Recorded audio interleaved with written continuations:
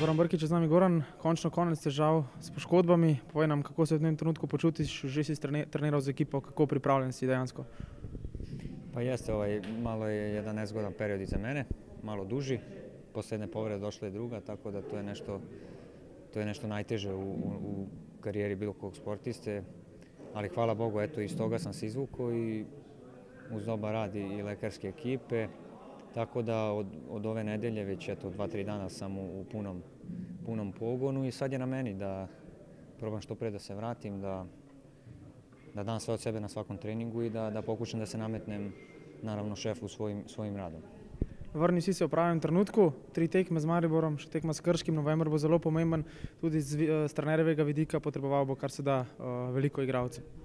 Pa dobro, da, sigurno sad ide jedan veći broj utakmica, tu je i kup naravno i naravno sad smo i u toj fazi gdje je već podmakla faza sezone, tako da dolazi do umora, do povreda, do nekih kriza, što je sve normalno mislim u sportu, ali najbitnije je da mi radimo kako treba, da dajemo maksimum i sigurno da će rezultati nastaviti da dolaze. V zadnjih tednih si moštvo v glavnem spremljal s tribune. Kaj si videl? Videl si zmage, videl si dobro obrambo, sicer v zadnjih tednih nekaj manj zadetkov, pa kot si sam dejal, najbolj pomembno je, da ekipa zbira točke.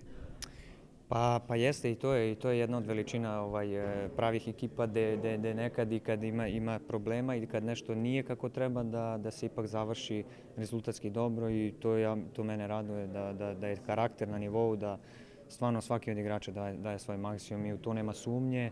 Sad naravno nekad nekome bude da, nekad ne mislim, ali bitno je da mi iz svega izlazimo kao tim zaista jaki i da mi ne gubimo bodove.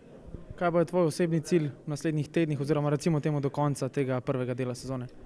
Pa dobro, ja lično propustio sam jedan veliki deo ove sezone, to je polusezone, tako da moj cilj je prvenstveno da sad ojačam dobro, da ta noga izađe jača iz svega ovoga, da ja psihički probam da i naravno i fizički da se stabilišem i da budem konkurentan za tim. To je jedan od mojih prvih ciljeva. Dobro, Goran, verjamemo, da ti bo to uspelo. Hvala lepa, srečno že v soboto proti Mariboru. Hvala vama. Hvala.